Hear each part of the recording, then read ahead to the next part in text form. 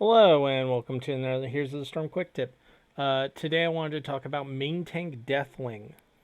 And so the point of main tank Deathwing is when you play into a comp where you don't need a lot of CC to stop your opponents, or they do not take percent damage, main tank Deathwing is an option, especially if your opponents are relying on heavy CC or slows to get on you or your team.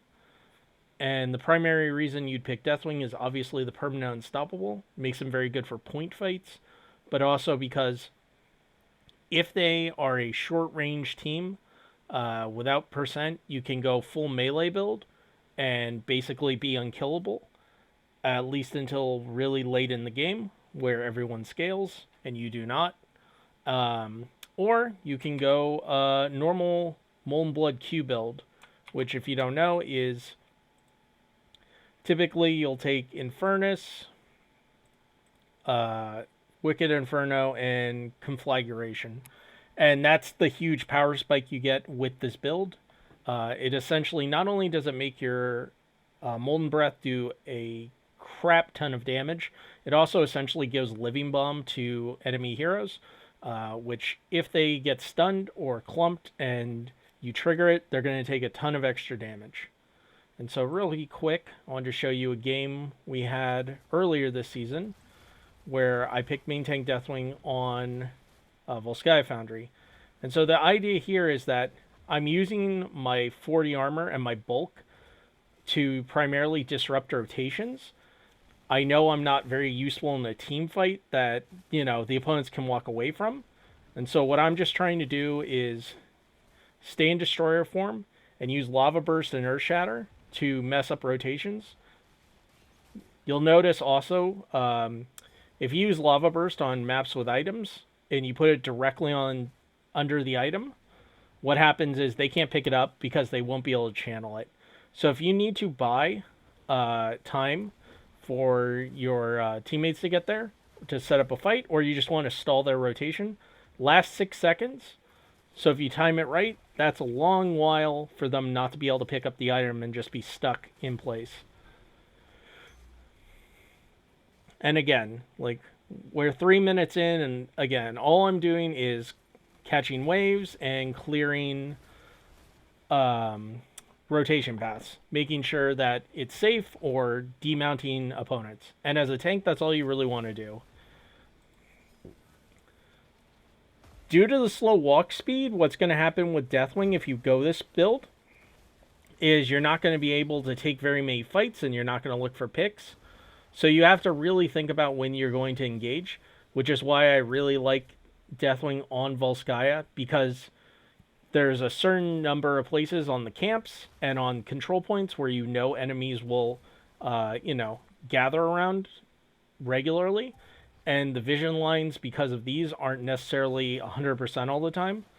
And the same thing if you go up here and you Molten Breath, say, over the walls, it's very effective. So Volskaya I really like Deathwing on. There's a few other maps. Shrines is a good one as well. And just generally any map where the enemy team is going to be stuck in a place for a long while, and you don't have to do normal tank activities as much.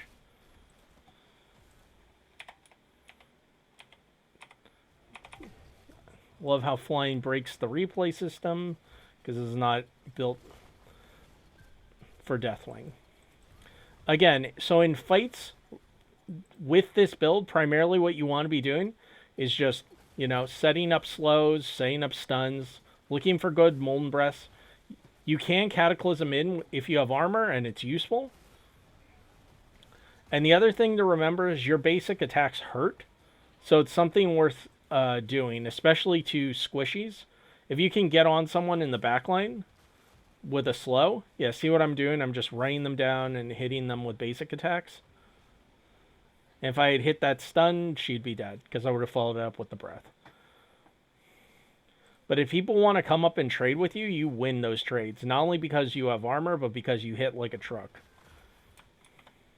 And if you go melee build, then you hit even harder, and you have the lava wave procs. Where is it? Yeah. I'm sorry, it's incinerate technically, whatever. Yeah. And so that's the basics to Deathwing on this map.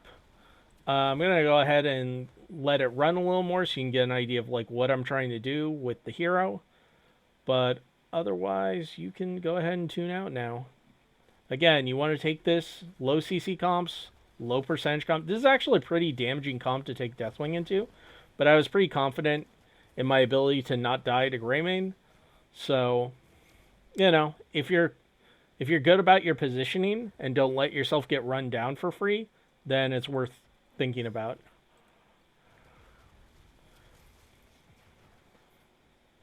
Otherwise, you just want to play as much like a tank as you normally do. You don't want to play like an offlaner unless you have to. You still want to try and stay at vision. You still want to stop rotations. You still want to hide and set things up if you can.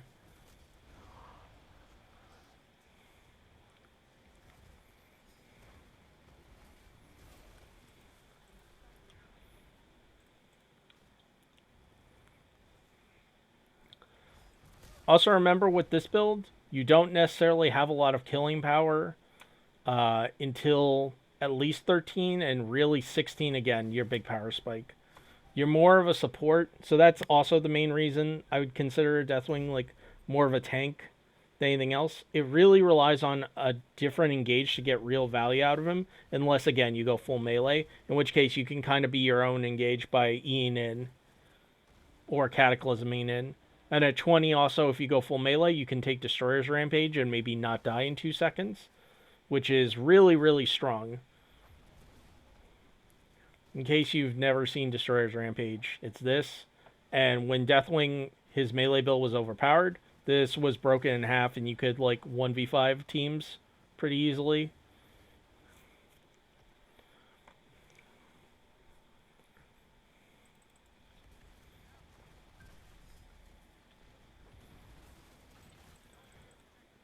So I Cataclysm in because I'm told we're fighting here, and I have to back out, which thankfully I get to, because everyone else is busy dying. And you'll notice I sneak back in with a max range Q, and look how much damage I do with just that. I almost get 2 kills there.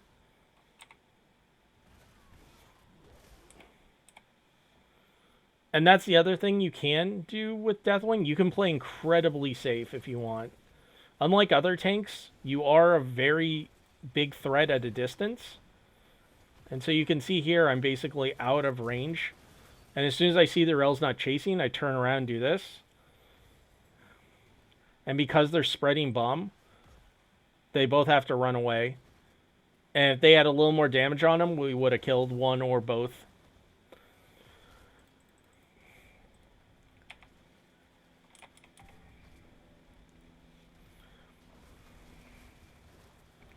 And so because I've already showed most of the game, I'm just going to go ahead and finish up the game. Again, those are the basics though. You don't have to keep watching if you don't want. Figure I'll just show the end. I do die there because I take an aggressive Cataclysm.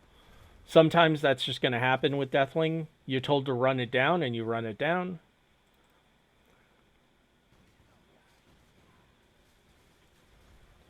One of the good news is if you're one of the only people to die in a fight, you can fly over and re-engage. So in this case, I get to join with the Protector immediately before it's even dead.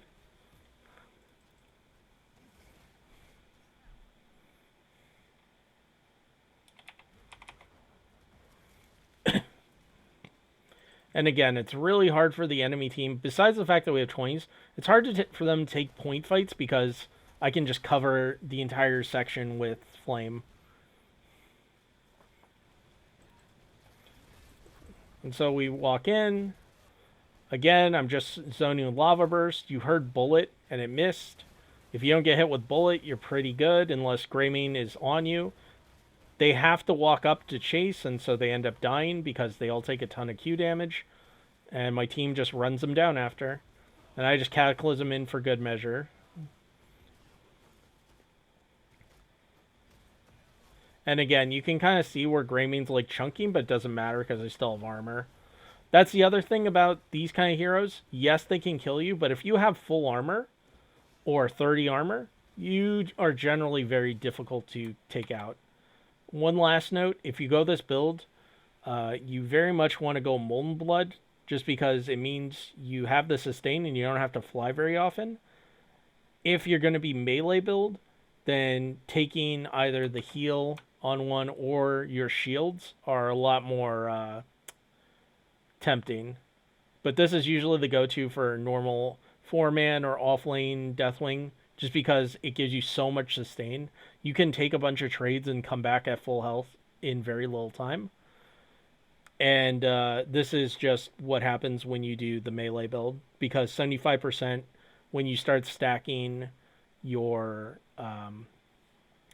incinerates is a really big game. All right, that's it. I hope you enjoy. Have a great day.